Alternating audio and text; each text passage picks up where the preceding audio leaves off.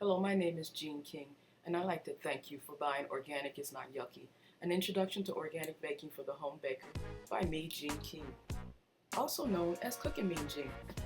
You are going to enjoy every recipe in this book, I promise you that. This time we are making cream cheese pound cake cupcakes. This came about as an accident. I did not mean to make this. I usually make my sour cream pound cake, but I didn't have sour cream. Cream cheese was on sale, so this is what we get. The recipe makes this many cupcakes and a few on the side. If you want to make more, you can make 3 or more cupcakes from those 2 little cakes on their side there. I call those chef cakes. Little cakes for you, or something just to practice on a little mold like I did.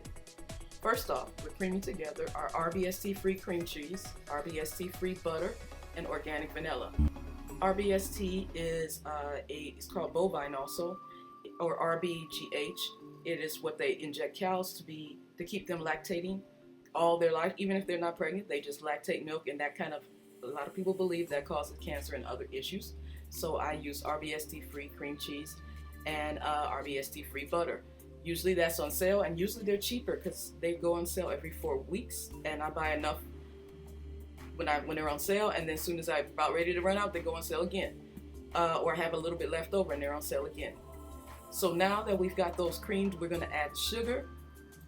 We're adding white sugar. You could add cane sugar. I found some cane sugar at the Dollar Tree store, 2 pounds for $1. And at the time of making this video, I did not have any, so I do apologize for that. But the cane sugar, it adds another dimension of flavor. Also good. It's so good. And it's non-genetically modified also. And that you'll see that in another video coming up soon. But right now, we're creaming the butter until it gets a little smooth. White sugar does smooth out the way we're used to because it's more processed than cane sugar. Cane sugar will be a little more lumpy, and that's good too. It's really good actually. It's not a problem with that at all. It's just the way it is.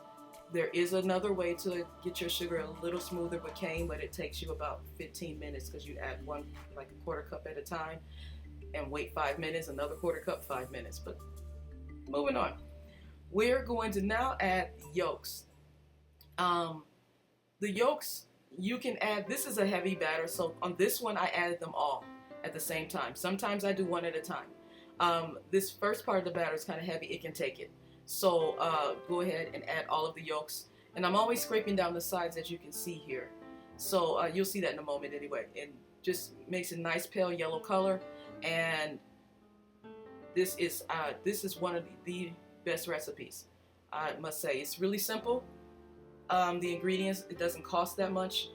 It's very simple just to keep doing that. Look at that nice peel. That's just so smooth right there. So right here is when you can blend a lot because you don't have the flour yet.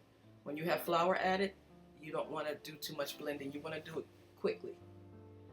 So now we're adding the flour, and we're going to add, let's see here. I add a little bit at a time. As you see, I have to turn off the mixer there because I don't know why I thought I could just mix all this flour and that it would not splash into the air, but I came to my senses.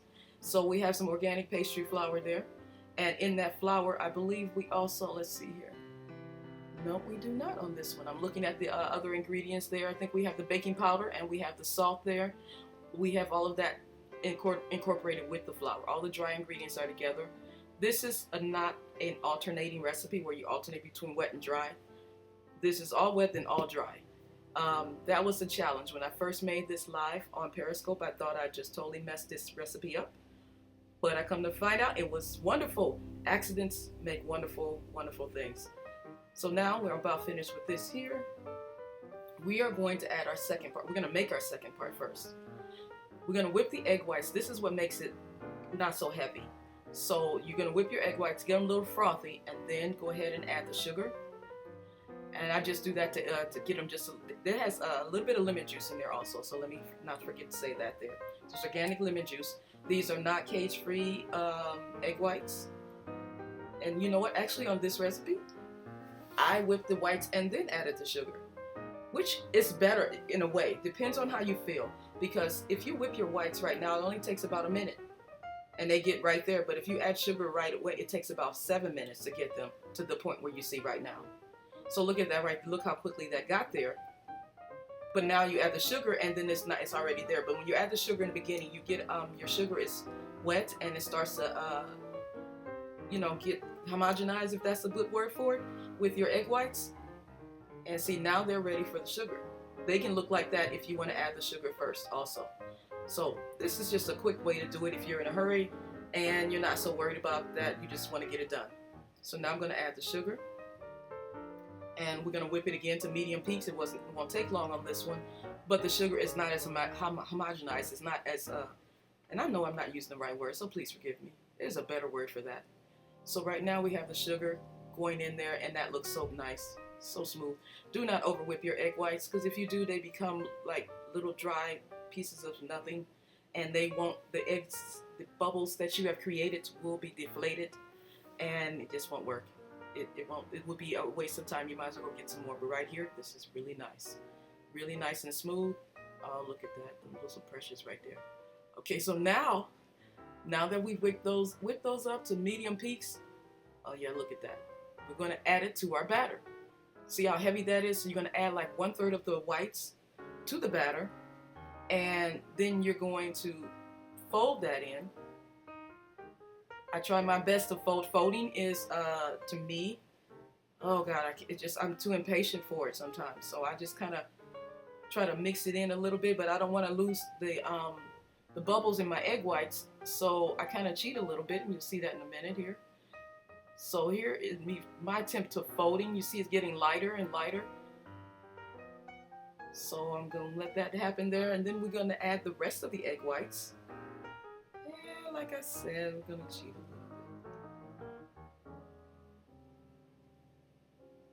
Scrape everything off, because you don't want to have, I've done it before where the spatula had the beginning of the recipe on it, but not the current place where I was at. So it had the other batter, but not the batter. I didn't like that. I wanted to be consistent and even all the way through, always scraping down sides and scraping off my spatula, and scraping off the beaters. So let's see here. Look at that. See, I'm better at folding. There we go. I'm getting better. I'm learning. Actually, I know how to do it. I just want to do it my way. I'm the chef in my own kitchen, just like you or yours. You want to do what you want to do. Once you've made this recipe a few times, and I've made this recipe as a sour cream pound cake and not a cream cheese pound cake. I've made it, I don't know, over the last 10 years quite a few times. So you kind of know what to expect. And you will see failure once in a while, or it'll be different. You think it's failure, but it's not. This is a really easy and forgiving recipe here. So now this is where we come in with the cheating. I'm scraping off, what's on my spatula, trying to make sure it's all incorporated. And just because I see some white streaks and I'm tired of folding, don't do this unless you're a professional. If you overmix this, you'll deflate the egg whites. So you give it a few seconds on the lowest speed possible, and that's the lowest speed on this machine here. And there you go. You see no white streaks, or they're going away. So now you got enough gone, you can just go ahead and fold it the rest by hand just a little bit. You see, I just don't like to have the mixer do too much work building up that gluten, making my cake tougher. So that's why, it's not tough in the first place. It's a beautiful cake. But I don't need that much more structure. I like it is the way it is right now is the way I like it. Give me for stuttering. So now look at that smoothness right there. Now we're ready to put it in whatever we want to do. A bundt pan. We can do cupcakes. We can do 9 by 2 inch pans. Look at that. Just beautiful. Scrape everything when it comes to cupcakes, because at the end, as you see in the beginning, we had some extra left over. So you might be able to make an extra cupcake, or if you eat too much, like me, I like to lick the blades, I do. But if I did that at that point, I would not have had as many cupcakes, because, I would not have. I would have ate more than that. So there would not have been those mini cakes. I would have ate those. So wait till you get to the end before you lick the bowl. Now this is how much it's going to make if you do cupcakes. It will do at least 3 more, but I decided to try this pan. Now I bought this fancy little pan a couple years ago. I don't hardly use it, and you'll see why. I don't like to use non-stick spray, so I put butter in the pan, and if you use non-stick spray, this will be no problem for you. For me, I don't use non-stick spray because I don't want the added chemicals, anything like that. I know there's some organic ones, but I want to get a non-stick spray that's organic and vegan. I haven't seen one yet. Someday soon. This is what they look like about halfway through. You're going to rotate the pan, And notice that they're not sticking to the sides. Everything is right in the middle. And that way when you pull out your muffins, you don't have things breaking. So I'm going to rotate this after about 15 minutes in. Yep. Sorry about that angle. I was trying to hold the camera at the same time. And now they are done. And we are going to check. Just make sure they're done.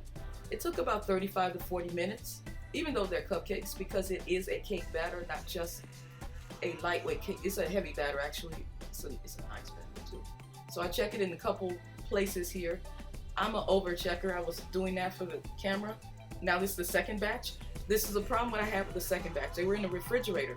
So when I put these in the oven, they came up and stuck to the sides.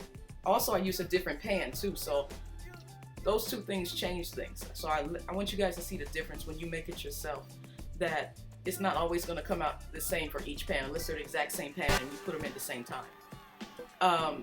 These are nice and clean. Look at that, they're done. So I put those in. I put that in the refrigerator also. I don't know what it is. I figure I'm gonna put the batter in the refrigerator because there's butter in there and eggs, so I always do that. If you have a big enough oven, you don't have to do that, or you have 2 or 3 ovens, you don't have to do that. You can throw everything in there at the same time. Now, I'm trying to make sure that they come out nicely because I don't trust this pan. And they do not. Look at it. Look how beautiful that pan is. Oh man, it makes you want to go buy one, don't it? I think I got it for like $10. Now I have a sink full of hot water. Can't really see the steam on this, but you're gonna let that sit in there. I call it my kung fu move, a haki-chaki move. It's gonna come out. You're just gonna do what I want when I want you to, because I don't want to use nonstick spray. So 10 minutes later, yes, look at that there. I'm drying off the pan to make sure that the water doesn't come across on my cake when I flip it over. Look at that. They're gonna be so beautiful. The thing is, what you do with this when you're finished with these, it's up to you. If you wanted to put a ganache over it to see the shape of it, whatever you want to do, just put any kind of frosting or icing on it, drizzled across the top. That's what that pan looks like without non-stick spray. Look at that. You don't have to use non-stick spray all the time. Hot water in the sink will help you out. Oh, and if you want to call me the ashy hand cook, you can, because I do have ashy hands because I wash my hands a lot. So this is the finished product. Thank you so much, guys, for watching. Thank you for buying Organic Is Not Yucky. I really appreciate it. Love you guys. Talk with you later. Bye.